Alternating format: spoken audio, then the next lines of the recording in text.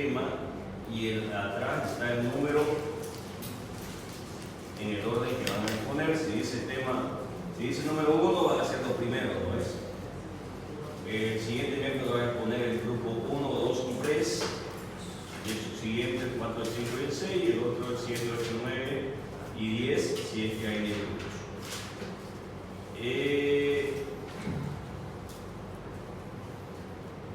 Si no expone, por ejemplo, si le toca el grupo 2 el siguiente miércoles y por X motivo no puede exponer, pierde la exposición, ¿ya? O sea, ya está dicho, no hay sorpresa, por si acaso de todos no digo nada, ya está. Entonces, si no expone ya, por algo será, porque no quiere poner. Entonces, y eso, ¿qué más? ¿Cuánto tiempo de diferencia vamos a tener? Son 10 temas de exposición. No, ¿cuánto tiempo? 25 minutos más. No tenemos una hora aquí. Entonces, no sé, 20 positivas, no de todas más de 20. O menos. Eso ya me dio la universidad, yo le voy a mandar cómo tiene que ser su trabajo. ¿Hasta cuánto hay que prestar? En el momento que ponen, entonces traen su monografía en el momento que exponen y me dan su monografía. Entonces, eso.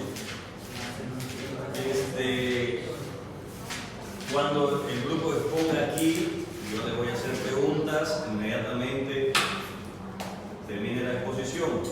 ¿Ya? Si responden, tienen un punto extra. Si no responden, es como si no vengan a clase, ¿ya? Vamos a fazer pergunta para Para todos. Como assim, professor? Vem fazer exposição, você não consegue responder porque não fala. para um, ele vai perguntar para Para los que están, para el público. o tipo que vai ter Mesmo assim, e se não, vai ter falta. oxi. Aquí viene, pues no va a poner atención. Entonces, también podría hacer la pregunta secreta, ¿no es? Una pregunta normal, la facilita. Os temas como são? Y la lista vale solamente en las exposiciones, ¿ya? Entonces, todos los que vinieron anteriormente no valía la lista. por favor. Assistência?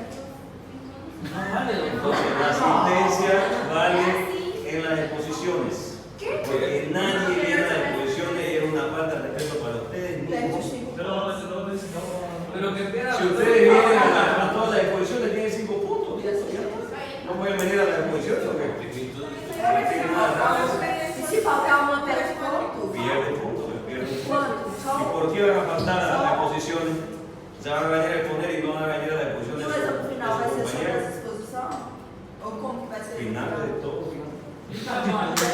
¿todo avanzado? No vamos a elegir 5 temas de exposición más lo que avanzamos. Ahí van los sorteos, ¿no? Los 5 temas de exposición más lo avanzado. A ver. Mas a gente não vai escolher tipo de palpite, não? Todo. Mas que você vai fazer o slide fácil também, porque ele tira. Não, doutor, é muito conteúdo. No, el examen final, pues obvio que es mucho contenido. No es primer parcial, poco, no es segundo parcial, poco. Final, siempre es mucho contenido. Pero al final vamos a hacer. Se supone que ya estudiaron primer parcial, segundo parcial, y el final son solo 5 temas que van a estudiar. Que maravilha. Claro, si ya estudiaron. O sea, Na feira, tá? As notas na segunda parcial? No, estaba facilísimo. Ustedes saben que han pasado el segundo parcial todos. Su nombre. No pasó entonces. Não, porque eu não tinha sabido a versão do parceiro. No pasó. Ya vamos a poner que no pasó. Y así pasó, igual no. Depende quanto for. Estaba fácil Quanto hacer for todo eso. No he a revisado todavía el artístico. Não, revisou para assim, não. Ok, pase. Hagan grupo, que va a pasar un representante. Hay que traerle a la mitad. No, un representante. Pues no, es el grupo. Entregar. Anda, Ya, pie izquierdo. Levante con el pie izquierdo. Vaya al centro. Vaya al centro. Ay, no, no. ¿Cuánto es? De aquí a 3 semanas. Uy. Una semana antes de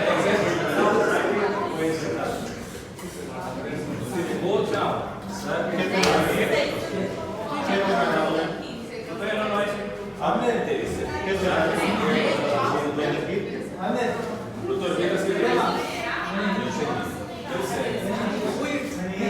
Ahí está el número.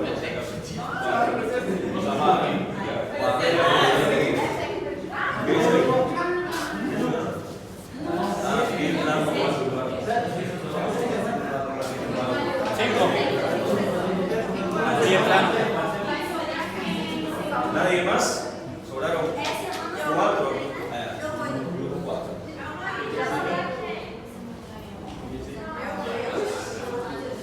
Ya.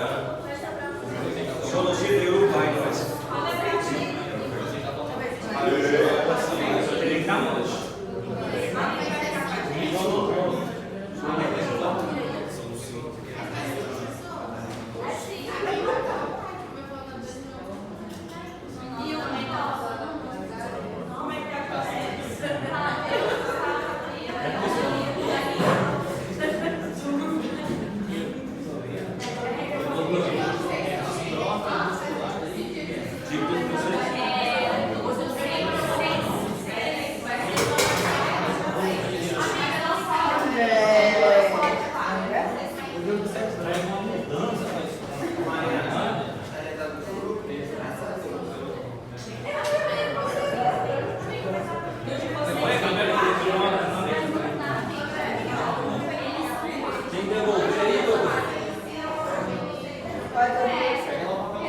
Grupo 3. Grupo 3.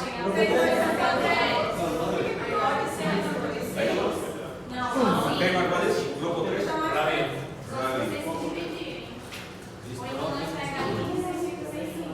Nombre. Alexis Ceballos.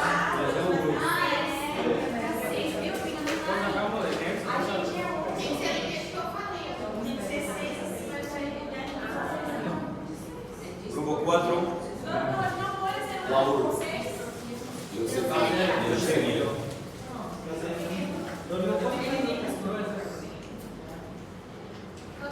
grupo puede ser de 6 personas. Un solo grupo. Puede ser. Ya, Pero si hay un grupo de 4, ahí sale ese aspecto. Usted nos rodeó.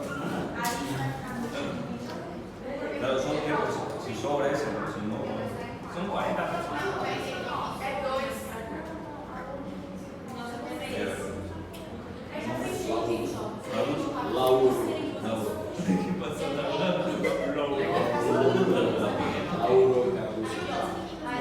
Grupo 5. Acá no. Aquí no. Pie. Ya. No, ¿qué es el grupo?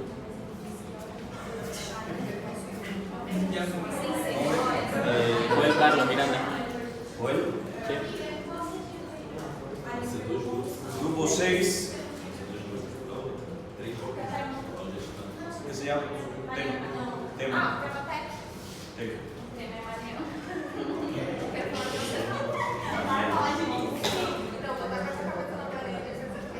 Grupo 7.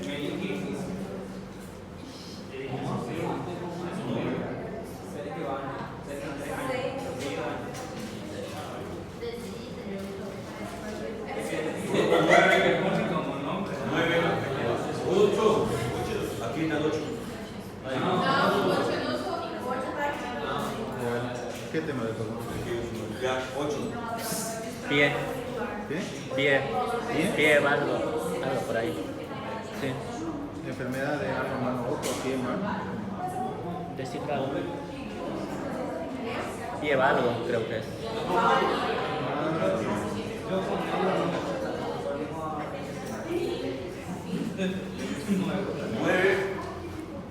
Nueve o ¿Qué 10. número de grupo? 5. 9 nadie. ¿No?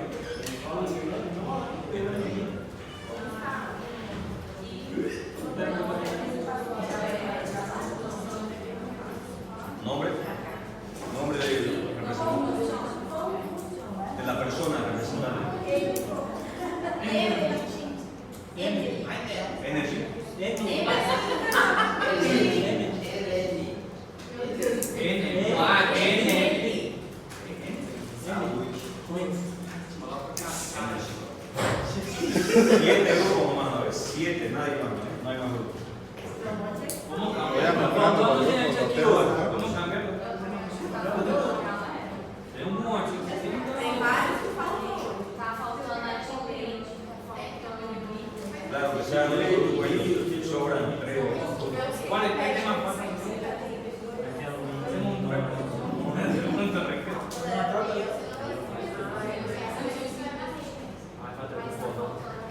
Pie, barro y barro, ¿no? Esto es. Pie, barro.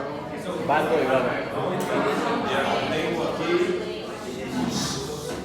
luxación con venta de cadera, encefalopatías y linfomas. No hay, no me quedo con mi.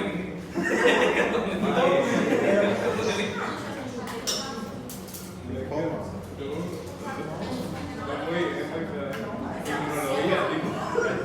Después fue otro.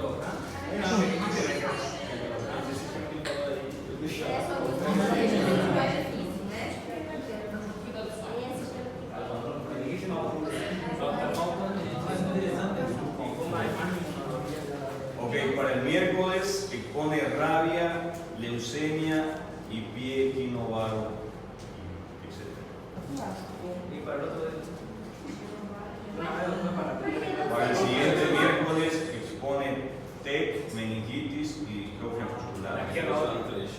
Y el último, convulsión, linfoma y luxación con esta de cadera. Mas é porque não foram todos.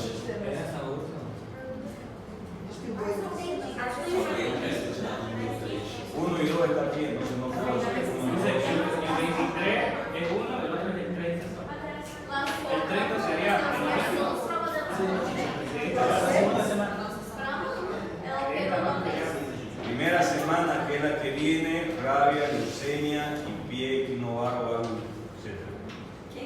El subsiguiente miércoles, TEC, meningitis y distrofia muscular. 30. 30. Por 10 puntos directos, ¿ya? Entonces aprovechen. Pongan bien, presenten bien su trabajo. Voy a pasar ahorita cómo tiene que ser su trabajo. Ya, pues ya, máximo 20.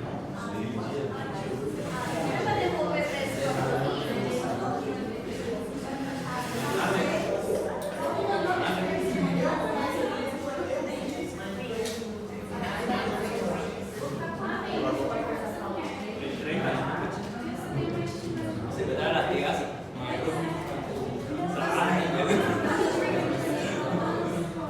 No es grupal la nota,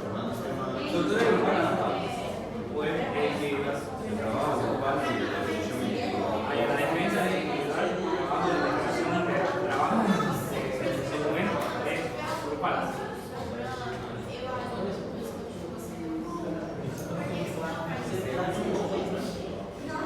Ya desplacé eso, como dice el trabajo. Gente, tem um grupo em 4 pessoas? Ou não? Tá todo mundo com 5 pessoas?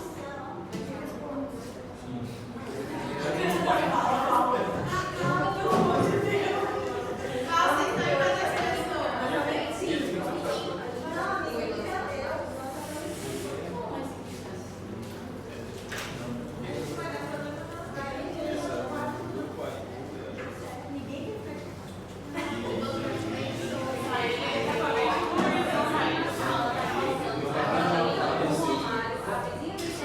¿Alguna pregunta sobre las evoluciones?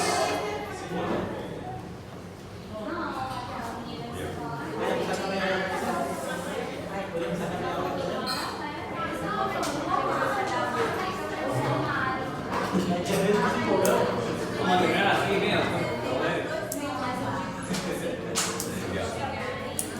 Bueno, entonces vamos a avanzar hoy día síndrome nefrítico y necrótico, ¿ok?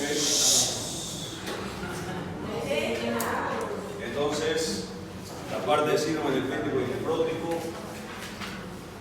entra entre patologías de síndrome hematoso, ¿ok?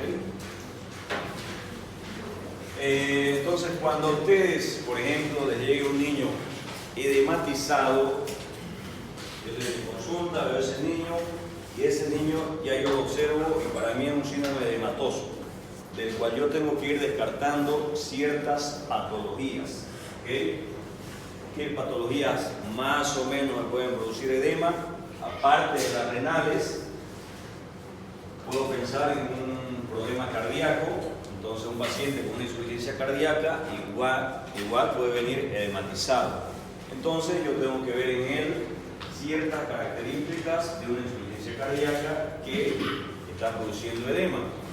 Entre ellas, hepatomegalia, crépitos, ritmo de galope, ingurgitación yugular, son signos de un paciente con insuficiencia cardíaca.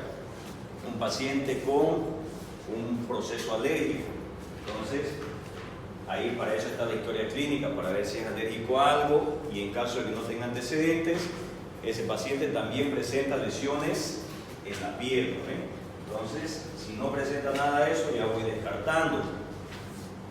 Otra patología también puede ser un perdedor de un paciente con un trastorno hepático, perdedor de proteínas, pero ya ese sería lo último que puedo pensar, más o menos. Un paciente quemado, obviamente, va a venir quemado, ¿no? Entonces, son ciertas patologías que van a venir con edema. Si yo voy descartando y puedo pensar entonces al final en causa renal. Y una de las primeras cosas que voy a pedir cuando pienso que es causa renal, y lo más fácil y que en cualquier lugar hay, es un examen de orina, ¿ya? Y ahora me enfoco en estas dos patologías. Si en el examen de orina, solicito el examen de orina, veo el examen simple de orina, observo ahí dice proteína, muchas veces vienen cruces, y si ahí dice 1, 2, 3 cruces, significa que hay mucha proteína. Entonces voy a pensar en nefrótico. Si en ese examen de orina observo y dice eritrocitos o hematíes o sangre más de 100 por campo, entonces voy a pensar sobre todo en nefrítico. Entonces ya voy enfocándome, ¿no es? Por el simple examen de orina. Y en este examen de orina me salió proteínas. Entonces vamos a hablar de síndrome nefrótico ahorita. Entonces, ¿qué significa el síndrome nefrótico? La definición es una enfermedad con una alteración de la membrana basal glomerular, específicamente en el podocito de la membrana basal glomerular. Puede ser secundario o primario, pero en pediatría el gran porcentaje, del 70-80%, es primario, lo que se llama de cambios mínimos. ¿Qué significa de cambios mínimos? Que si yo tomo una biopsia de eso y la observo en el microscopio, generalmente esa membrana no va a tener casi ninguna alteración, va a estar normal, ¿ya? Por eso es que no hay muchos cambios, por eso se llama de cambios mínimos, o sea que no es tan grave el cuadro, ¿ya? Ahora le voy a hacer como un dibujo para que nos demos cuenta dónde más o menos está el daño, ¿ok? Haremos de cuenta que esta es una arteria, ¿ya? Esta es el riñón y esta es otra arteria. Esta vendría a ser la arteria aferente y esta la eferente. Por la arteria aferente ingresa sangre no filtrada y por la eferente ya sale la sangre filtrada, ¿ya? Entonces viene, hace su circuito, esa sangre ingresa por el glomérulo, se filtra y sale. La misma cantidad que ingresa, la misma cantidad sale. No se reabsorbe por la membrana, ¿ok? No debería pasar eso, no tiene que pasar. Entonces, la misma cantidad de sangre que entra, la misma cantidad sale. Y en ese riñón también tenemos una parte que se llama glomérulo renal. Glomérulo renal. Si yo hago un corte, ahí voy a ver la membrana basal glomerular. Vamos a hacer de cuenta que es esto, ¿ya? Aquí yo tengo mi endotelio, que es semipermeable, entonces por ese endotelio pasan ciertas sustancias. Aquí va a estar la sangre, el lado de la sangre, y aquí el lado de la orina. Entonces, ahí den cuenta que es así. ¿Ya? No se olviden que aquí está mi túbulo contornado proximal, digamos, asa de Henle, túbulo contornado distal y túbulo colector. ¿Ya? Entonces, por aquí pasan ciertas sustancias, ¿no ven? Entonces, yo hice un corte y este es el lado de donde se forma la orina, al lado del riñón, y este es el epitelio o endotelio al lado de la sangre. Aquí yo tengo mi membrana basal glomerular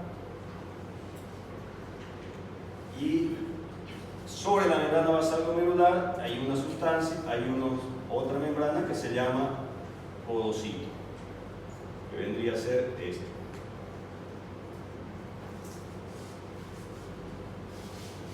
El cual tiene también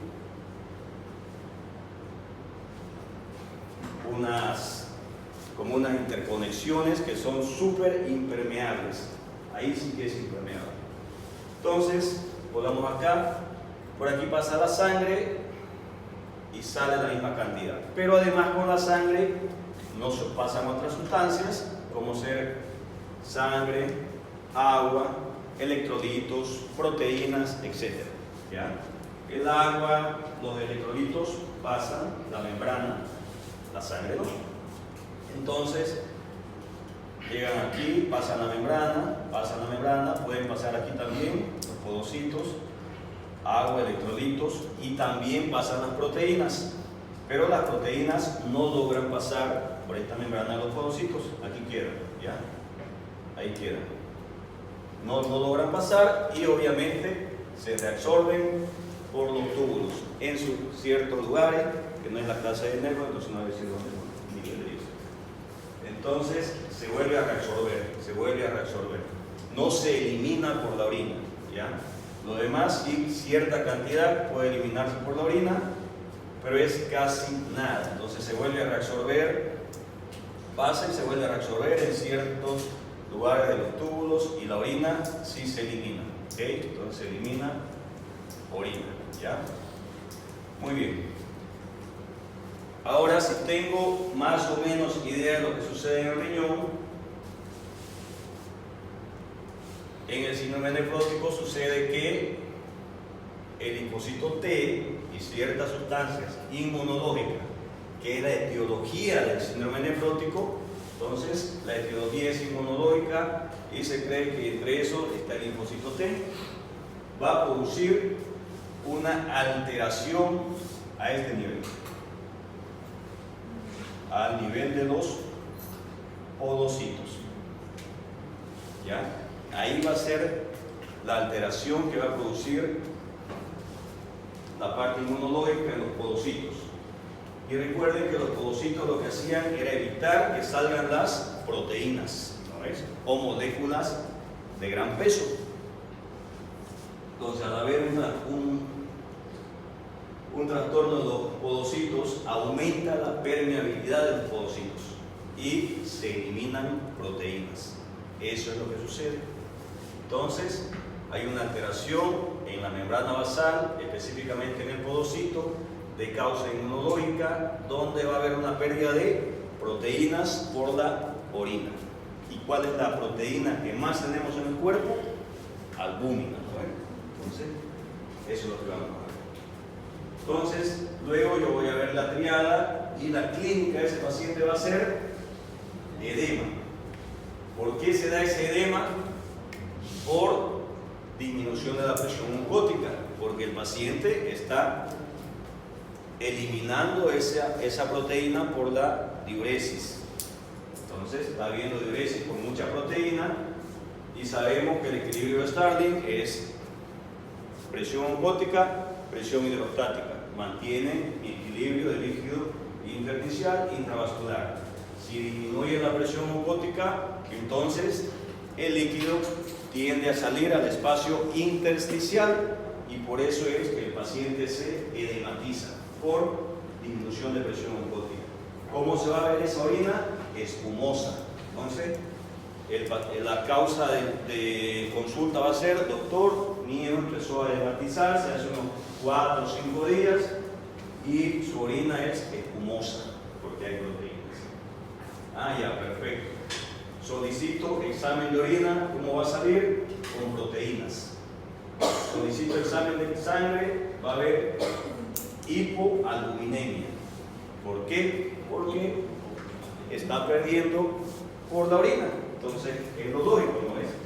Pierde por la orina, entonces en la sangre va a haber una disminución de las proteínas o albúmina. ¿Cuánto es? Menor a 2.5 gramos por decilitro. Perfecto. Esa es la triada: edema, proteinuria, hipoalbuminemia. Ahora, para el diagnóstico pido ciertos laboratorios. ¿Qué voy a solicitar? Un examen de orina donde va a haber proteinuria. Generalmente en el examen simple de orina no viene una cuantificación. Puede venir positivo, negativo o en X. Y si viene en cruces, va a venir los máximos en cruces. A veces viene 1, 2, 3 cruces. Si es lo máximo, las 3 cruces van a aparecer. Entonces va a haber proteinuria, puede haber lipiduria. ¿Por qué va a haber lipiduria? Entonces relacionen esto, ¿ya? Si hay lipiduria y también va a haber a nivel sérico aumento del colesterol, tiene que ser más de 200. ¿Por qué? Porque cuando el paciente empieza a perder albúminas por orina, ¿qué dice el cuerpo? Ah, caramba, estamos perdiendo albúminas, produzcamos albúminas. Entonces empieza el hígado, específicamente el hepatocito, a producir albúminas o proteínas, perdón. Al mismo tiempo que produce la proteína, que es la albúmina, va a producir lipoproteínas, que son los triglicéridos o colesterol. El mismo lugar donde se produce albúmina se va a producir las lipoproteínas, y eso me lleva a aumento del colesterol a nivel sérico. O sea, yo no necesitaba que mi hígado produzca lipoproteína, pero produce porque es el mismo lugar. Entonces, por eso a nivel sérico voy a tener aumento del colesterol. Solicité examen de orina, había proteinuria. Solicité albúminas séricas, había disminución de albúmina, menos de 2.5. Entonces, tengo mucha certeza de que estoy con un síndrome nefrótico. ¿Qué tengo que solicitar? El principal examen, que es la proteinuria de 24 horas. ¿Qué significa? Como su nombre lo dice. Tengo que tomar examen de orina, y muestras de exámenes de orinas de 24 horas. Me llega el paciente, lo interné, 16:51. Señora, a partir de las 5 de la tarde usted a su hijo va a recolectar su orina en este frasco desde ahorita hasta mañana a las 5 de la tarde. Orina de 24 horas, ¿ya? Pero se llama proteinuria de 24 horas. Se lleva toda esa orina al laboratorio y ahí cuantifican la cantidad de proteínas que me va a dar mayor a 40 miligramos por metro cuadrado hora o mayor a 50 miligramos por kilogramo día. Esto se llama rango nefrótico.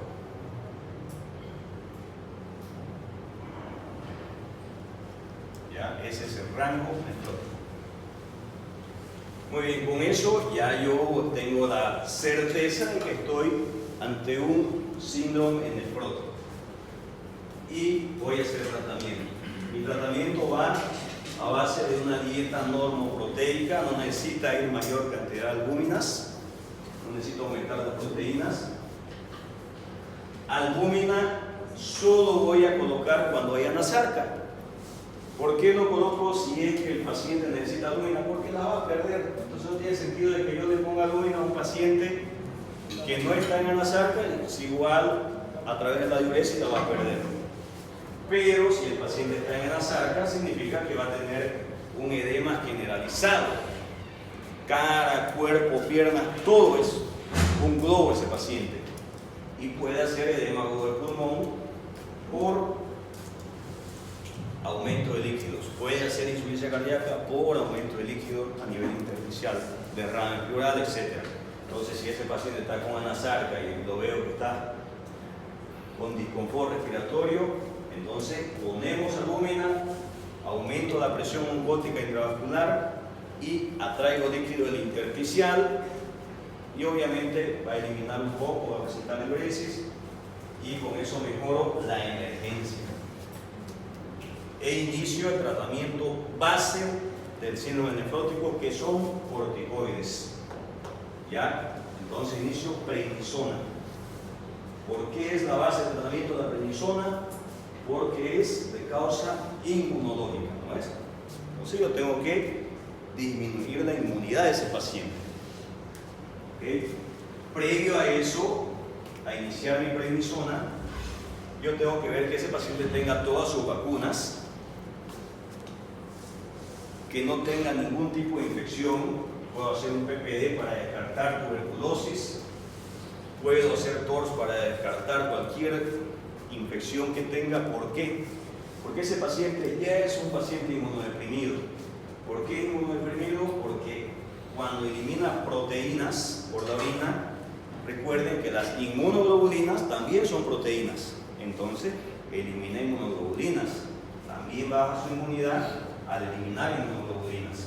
Y aparte yo le voy a dar prednisona, corticoides, para disminuir esa inmunidad. Entonces va a ser un paciente sumamente inmunodeprimido. Debo tener la seguridad que no tiene ningún tipo de infección. Solicito su carnet de vacunas. Si no tiene influenza, coloco influenza. Generalmente, seguramente viene con el neumococo porque ya entra en el PAI o en el programa de vacunas.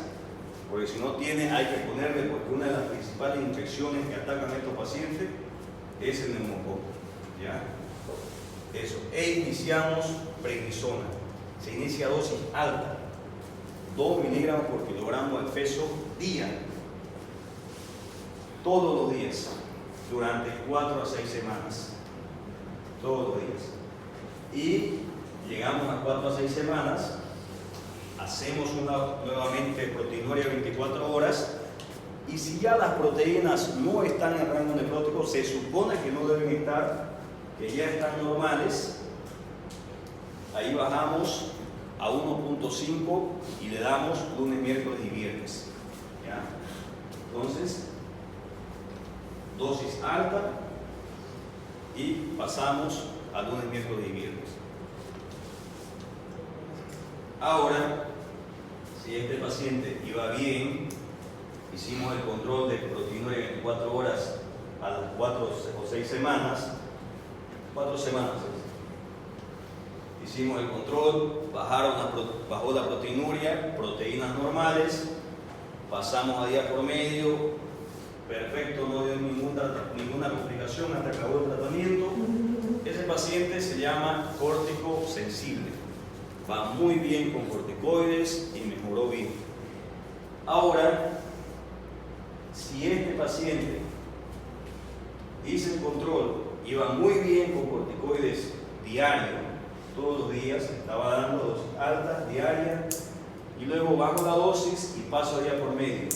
En cuestión de 7 a 15 días, nuevamente sube su proteína, su proteinuria. Significa que es un paciente córtico dependiente. Depende de que todos los días le dé corticoide. ¿Ya? Entonces, puedo volver a iniciar otra vez y volver a intentar día por medio. Y si vuelve a subir, ahí ya se confirma que es córtico dependiente. Depende de todos los días. Ahí ya hay que pensar en otras causas. Por ejemplo, lupus puede estar produciendo eso. Ya no vendría a ser primario. ¿Ya? Ahora, entonces, el primero era córtico sensible. El segundo, córtico dependiente, cuando paso a día por medio y suben las proteínas. Y el último se llama córtico resistente. El córtico resistente es cuando yo le doy todos los días, le hago el control de las 4 semanas y no ha mejorado. Entonces ese es un córtico resistente. Sospecho mucho más que sea de causa secundaria. Entonces, ahí ya tengo que hacer una biopsia en ese paciente. O iniciar medicamentos más agresivos como ser ciclofosfamida, rituximab, que son como ahorrador. El aciclo es como un ahorrador de corticoides a nivel sistémico, hace que se le quede más lento, pero eso ya es un tratamiento más agresivo. ¿Ok? Muy bien. ¿Te quedó alguna duda? ¿Hasta ahí? Ya. Ahora, hay complicaciones también aquí, ¿ya? ¿Qué complicaciones pueden haber? Uno, infecciones, sobre todo por neumococo, por lo mismo que les expliqué, por la disminución de la inmunidad. Dos, trombos puede hacer, porque también en orina se pierde algo que se llama antitrombina 3.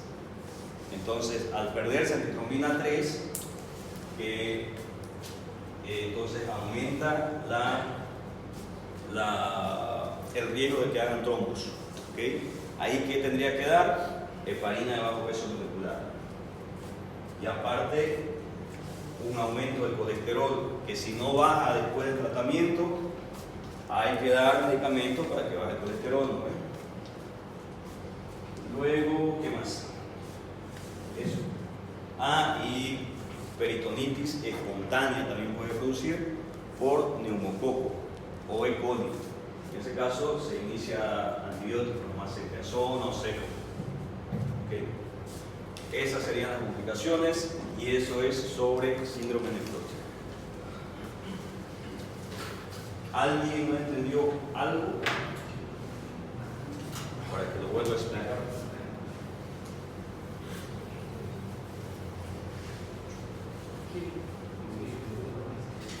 Muy bien. Entonces vamos a hablar sobre nefrítico. Ya, cuando yo hablo de síndrome nefrítico, engloba igual muchas patologías. Ya, muchas patologías pueden producir síndrome nefrítico. En adultos la principal causa, diabetes. En niños la principal causa es infecciosa y es producida por estreptococo beta hemolítico del grupo A o estreptococo biógenes. Lo mismo, el mismo. Biógenes y beta hemolítico del grupo A es lo mismo. ¿Okay? ¿Cuál vendría a ser la definición? Es un daño o lesión. Fíjense, aquí dice daño o lesión y aquí dice una enfermedad con alteración, si quieren podemos aumentar, de permeabilidad. ¿Ya? Y aquí sería un daño o lesión de la membrana basal glomerular por acción de antígeno anticuerpo donde interviene el complemento. ¿Qué significa? Bueno, vamos a hacer de nuevo.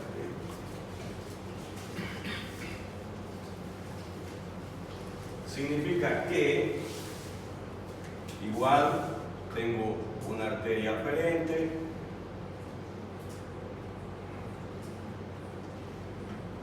una arteria diferente. ¿Ya? Por aquí entra sangre no filtrada y por aquí sale sangre filtrada.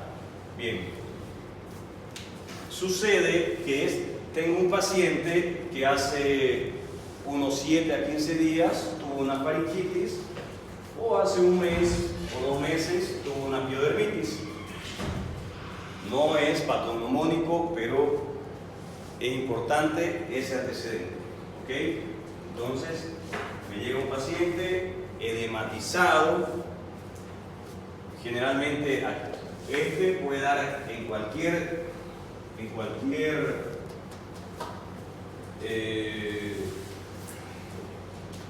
¿cómo se dice? Ámbito social, ¿no?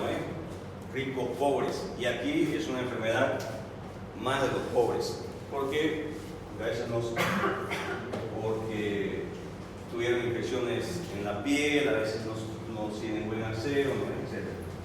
O no recibieron bien la cantidad de antibióticos para eliminar los estreptococos. Perfecto. Entonces tengo un niño edematizado con antecedentes de infección previa, ya sea faríngea o de piel. Muy bien. Que ahora no tiene nada, solo el antecedente. Pero la casualidad que ese estreptococo sí dejó antígenos. ¿Ya? Entonces, por acción de antígenos. Entonces, esos antígenos ingresan por la arteria.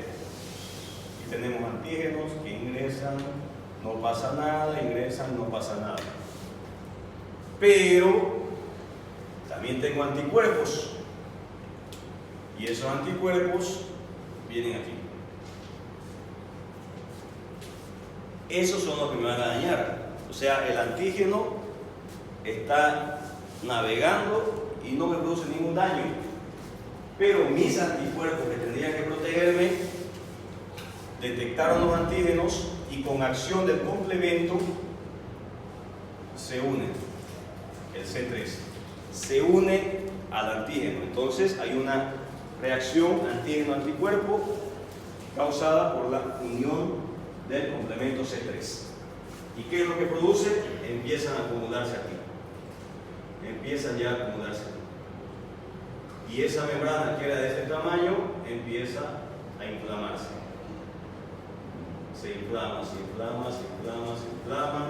Hay una acumulación de citoquinas, una reacción inflamatoria severa y se inflamó todo esto. Todo esto se inflamó.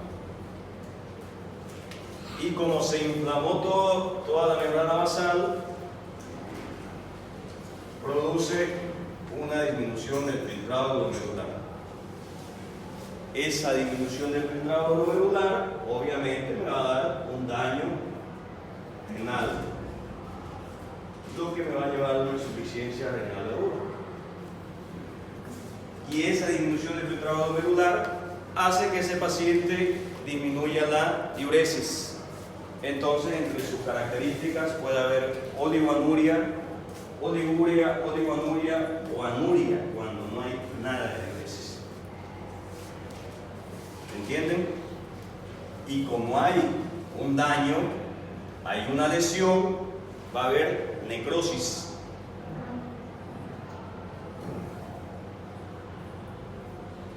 Orina y pérdida de tejido. Entonces, ahí empieza a haber esa lesión, produce necrosis y empieza a perderse tejido, perdemos eritrocitos y por eso en la orina se va a ver hematuria, por esa lesión que hay ahí y esa necrosis a nivel de la membrana. Entonces, cuando yo solicito ya el laboratorio, voy a ver hematuria, además que la madre me puede decir que la orina es oscura de ese niño. Una característica es orina oscura, pero en la realidad tenemos hematuria por la lesión o daño que hay a nivel de la membrana. Se pierden por ahí tanto el tejido como empieza a filtrar eritrocitos, edema por disminución del filtrado glomerular e hipertensión arterial por aumento de presión hidrostática. En el nefrótico había una disminución de la presión osmótica por pérdida de proteínas. Aquí hay un aumento de la presión hidrostática porque el paciente no puede presentar diuresis, no elimina líquidos por el daño renal que presenta. Entonces aumenta el líquido a nivel intravascular, aumenta la presión hidrostática y ese aumento igual le va a llevar a que se pierda cierta cantidad de líquido a nivel intersticial. Entonces por eso es que el paciente se dematiza y se dematiza más rápido que el nefrótico. ¿Okay? Muy bien, entonces la triada es hematuria, edema e hipertensión arterial. Si yo recibí ese niño, le dice está hematoso, aparte está hipertenso, solicité un examen de orina y me salen 100 eritrocitos por campo, voy a pensar en nefritis, ¿no es? Entonces solicito, obviamente ya solicité un examen de orina donde va a haber hematuria. Como yo sé que en esta patología hay una acción del C3 que lo puedo solicitar en laboratorio, solicito C3 donde va a estar disminuido. ¿Por qué? Porque se está consumiendo. Cuando está haciendo que el antígeno y el anticuerpo se unan, el C3 se está consumiendo ahí. Entonces cuando yo lo solicite en la parte sérica va a estar disminuido. C4 normal. ¿Cuándo estaría aumentado? Cuando la causa es por lupus, por ejemplo, por otra causa secundaria. Urea y creatinina de inicio pueden estar normal, pero si el cuadro está avanzado, va a estar aumentado porque hay una disminución del filtrado glomerular y no está eliminando toxinas. El sodio puede estar bajo porque es dilucional, porque hay mucha agua intravascular y cuando se toma la muestra de sangre es intravascular y van a salir agua que electrolitos. El potasio puede estar aumentado porque hay un daño renal. ¿Ya? Proteínas, ¿puede haber proteínas? Sí, pero no en rango nefrótico. Ya puede haber, si te muestra en cruz, puede haber una cruz o dos cruces. ¿Por qué? Porque igual hay daño a nivel de la membrana basal glomerular, pero en ciertos lugares y no hay demasiada permeabilidad para las proteínas. Se va a perder, sí, pero no demasiado. Y como ya tiene este paciente, bueno, como yo estoy sospechando en niños sobre todo que es causada por el estreptococo beta hemolítico, voy a pedir antiestreptolicina, que es parte de la toxina del estreptococo, donde va a ser aumentada, si no me equivoco, lo normal es de 200 o 300 unidades TOL, se llama eso. Unidades TOL. Pero solo va a estar aumentado si la enfermedad fue causada por una faringitis. Cuando es por piel, sale negativo.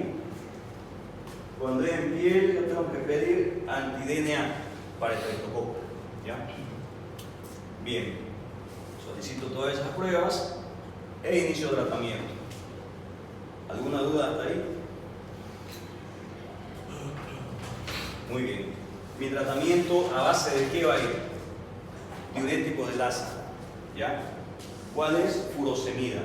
¿Por qué tengo que poner furosemida? Porque ese paciente tiene un aumento de líquido intravascular. No puede presentar diuresis y por eso es que el paciente está hematizado. Entonces tengo que hacer lo que elimine el líquido. ¿Pues? Entonces el paciente tiene que empezar a presentar diuresis para disminuir ese edema. Por si acaso, el tratamiento es sintomático, no hay un tratamiento para la base del problema, es autolimitado, ¿ya? A menos que sea secundario y se complique más, pero ya ahí tendríamos que buscar otras causas. Entonces, primero, furosemida de 0,5 a 2 miligramos por kilo peso, podemos poner a horario cada 6 o cada 8 horas y en caso de que no mejore, podemos poner a infusión continua. Se coloca, ponga infusión y que todo el tiempo se esté goteando. Se coloca de 0,2 hasta 0,5. Bueno, pero eso es infusión continua, ¿ya? Entonces, para la hipertensión, nifedipino o labetalol que se da actualmente, pero es más complicado a veces de conseguirlo. Nifedipino siempre hay en las farmacias, podemos dar nifedipino de 0,2 a 0,5 miligramos por kilo peso. Eso podemos darle sublingual incluso, ¿ya? Entonces, nifedipino, ¿ya? Ya cuando la hipertensión es difícil de controlar, se puede poner la labetalol en infusión continua igual, pero quédense con furosemida, nifedipino es más fácil de colocar. Restricción hídrica, aquí sí o sí. En el nefrótico no necesita hacer restricción hídrica cuando es de cambios mínimos. ¿Por qué? Porque lo que tiene el paciente más bien es hipovolemia, ¿ya? Porque disminuyó el líquido a nivel intravascular, estoy hablando del nefrótico. Pero por ciertos mecanismos internos a veces mantiene el intravascular normal, pero no es aumentado el intravascular, entonces no necesito hacer restricción hídrica, ¿ya? Y por si acaso aquí aumenta la creatinina, puede haber aumento de creatinina también en el nefrótico, pero más que todo es por falta de líquido, porque disminuyó la presión o el líquido intravascular, por si acaso. Pero no es demasiado, ¿ya? No es demasiada la cantidad de aumento de creatinina. Entonces sería causa prerrenal en ese caso. En este caso, la causa es más renal, ¿ya? Por el daño renal. Entonces, restricción hídrica se puede hacer de 300 a 400 ml por metro cuadrado en 24 horas. Muy poco líquido se le da, pero no podemos darle tanto porque lo sobrecargamos más y una dieta baja en sodio también. Muy bien, no mejora con eso. Tenemos un paciente con una hipertensión que no podemos controlar ni con medicamentos, un potasio que nos está subiendo ya más de 6, más de 7, dicen otros libros, una urea que está más de 200. Entonces podemos tener una encefalopatía hipertensiva, podemos tener una encefalopatía urémica. Entonces, y no mejora con furosemida, ni siquiera con furosemida a infusión continua, paciente anúrico, diálisis peritoneal, ¿ya? O sea, reemplazo renal. Ahí le hacemos, esa sería la indicación de diálisis. Pero si no llegamos a la diálisis y el paciente va mejorando con esto, mandamos de alta y hacemos controles. ¿Con qué tenemos que hacer el control? Principalmente, ¿cuál es el control para ver la evolución? C3, el cual tiene que normalizarse a los 2 meses. ¿Ya? Para la diálisis, uno de esos factores tiene que estar alterado o todos. Para la diálisis, uno de los factores tiene que estar alterado o todos. Generalmente todos se te alteran. ¿Por qué? Porque si no orina el paciente, te va a hacer hipertensión, te va a aumentar la urea. Mismo con el medicamento. Claro, es que si funciona con la furosemida y está orinando, no le va a hacer. Pero hay pacientes que, a pesar de estar presentando diuresis, sigue aumentando la urea y sigue aumentando la creatinina. ¿Por qué? Porque solo eliminan agua, pero no eliminan toxinas. Eso es otro caso ya. Eso generalmente se da en los pacientes ya con insuficiencia, que van a ir a una insuficiencia renal crónica. Doctor, una consulta. Si es causado por una bacteria, ¿no toma antibiótico? Bueno, puede colocarle antibiótico ahí. Entonces, si nos sale el acto positivo, no está demostrado, pero le puede colocar, ahí le puede poner ya sea cefotaxima o incluso penicilina, se puede poner para disminuir esas toxinas que están circulando. Entonces, buenísima pregunta, antibiótico. Pero no, como les digo, hay estudios que están ahí, no demuestran todavía. Antes sí se ponía, ahora casi que no le colocan porque, como les digo, es autolimitado, ¿no? Y a veces el acto sale disminuido, entonces no hay demasiada toxina. Y el daño lo está produciendo los anticuerpos. Pero puede que el antibiótico disminuya la cantidad de antígenos y baje un poco la agresividad del cuadro. ¿Alguna pregunta más?